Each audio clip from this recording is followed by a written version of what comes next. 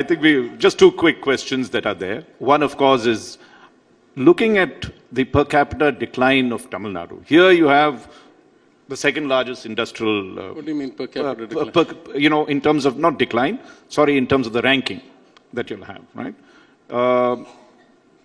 Considered the second largest industrial state, doing well in all this, but you see from 2011 onwards, your ranking in the national level is beginning to drop, and I think the highest it reached was, the best performance was 4, and then it started rising again to 6, 7 in the current thing. Now, what is the reason for this decadal decline, and how would you, because at the end of the day, all your plans means money, unless your per capita income is increasing, I'm not even sure 11 is the right mark. I would say 14 is the mark. I've done a lot of study on this, but let's assume that your data is right.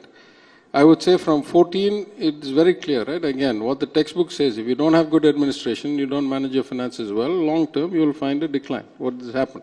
So that I'm confident we'll fix. There's a different issue here, which is how do you measure or how do you rate some of these things, right? For example, right now, Tamil Nadu has about 10 or 15,000 rupees per capita lower income than Gujarat.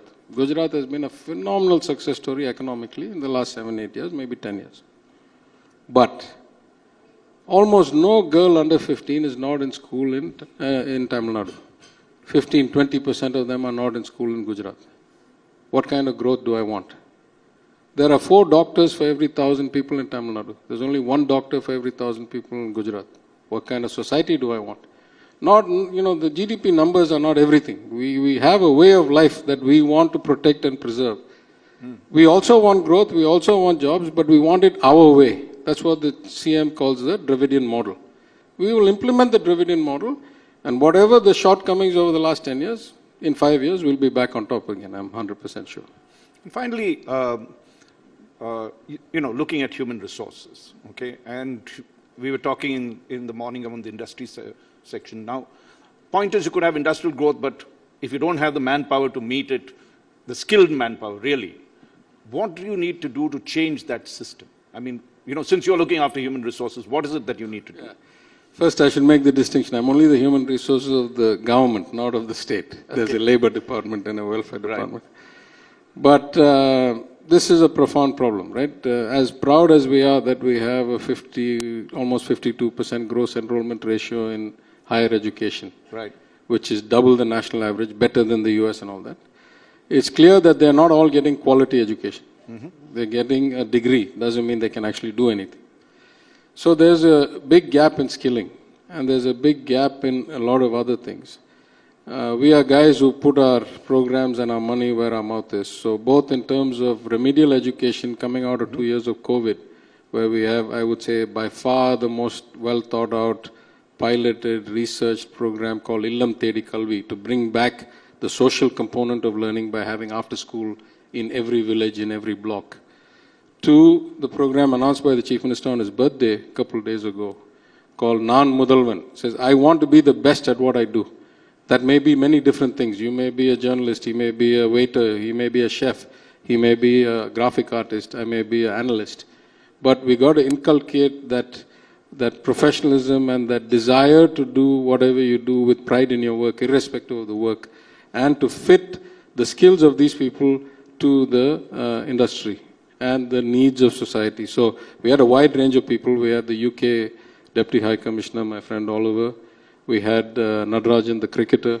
We wanted to show that there's all these different walks in life and that whatever you choose to do, you excel and you drive yourself. And we are going to set up guidance counselors in every school. I'm going to personally go and lecture for their training. We're going to set up, regular sessions with different industry spokespeople and different careers to come and say, what is it this evening? I'm rushing. I'm going to go release a book in Tamil on audit. What is audit? What is the profession? What skills do you need to have? What is the upside you can get on it? So that people understand that there are careers like that. Right? There used to be a time when everybody said, I want to be a doctor or engineer, that's it. Now we need to educate. See, we've had some tremendous shift in society. When I went to engineering college in 1983, the state of Tamil Nadu could only provide about 3,000 seats engineering a year. When I came back as an MLA in 2016, the number was 2.5 lakh. Wow. of which 1.5 lakh were being filled. So the two immediate questions I asked, who's teaching all these people? Most of us emigrated and went off to the US. Let's say all of us stayed here, there's only 3,000, you got like 80-time increase. Second, who is giving them guidance or career counseling or, why should you be an engineer? How many jobs are there? Is this really a, career path that gets you employed? And I could talk about this for a long time because when I was in opposition, when Ms. Jayalalitha was still alive, I raised it in my maiden speech. I said, we have this surge of people going to school, nobody to tell them what to study, what to take a profession. And so you must bring out career guidance, not just for the students, but the parents of these students, because most of these students are first generation students. You and I can, my grandfather went to Oxford, my father was educated. I can go and ask him and he'll tell me what the world is about. If you're a first generation student, who do you go to get advice? Who tells you this is what the world looks like, this is how it fits? So the government needs to step up that kind of work. And to be fair to her, she did it the 1 year before she passed. For the first time, the government of Tamil Nadu brought out a book, what after 10th, what after 12th and all that, then it stopped. Now we're going to ramp that up again. So there's a huge issue that we need to get the kind of skilling to match the demands, not just of the state, let's be very clear. The Chief Minister has said one of his goals when we have the global economic advisors, we have these 5 international advisors. He said one of my goals is that Tamil Nadu should be seen as the premier source of human resources for the world. Like we want to export people, just like we have historically, great examples around the world. We want to send the best qualified talent around the world.